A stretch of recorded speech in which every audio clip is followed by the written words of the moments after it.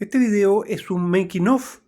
de una pequeña producción audiovisual que estoy enviando a la productora DG Medio como parte de un concurso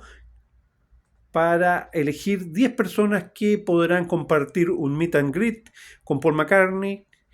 y estar en la prueba de sonido. Son 20 segundos solamente lo que se puede mandar a ese concurso para todos los que en Chile ya adquirimos la entrada para el show del 11 de octubre en el Estadio Monumental, en la comuna de Macul, en la región metropolitana de Chile. No sé si habrá habido experiencias similares en Uruguay, no sé si en los shows de Argentina del 5 y 6 de octubre también se realizarán sorteos de este tipo. Entonces, en esos 20 segundos, yo quiero mostrarle básicamente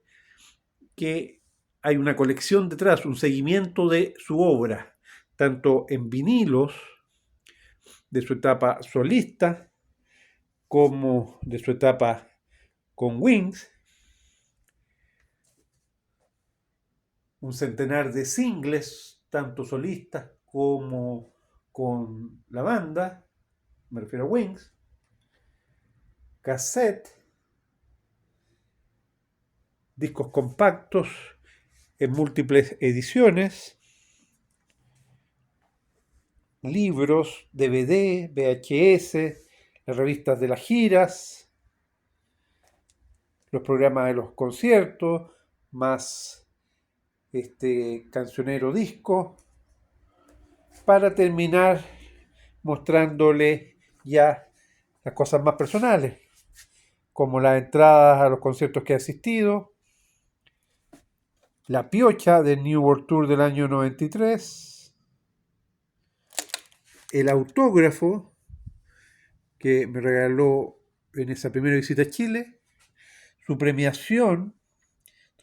con la orden Gabriela Mistral al mérito, también en ese primer concierto en 1993, algunas de las revistas, tanto relacionadas con Wings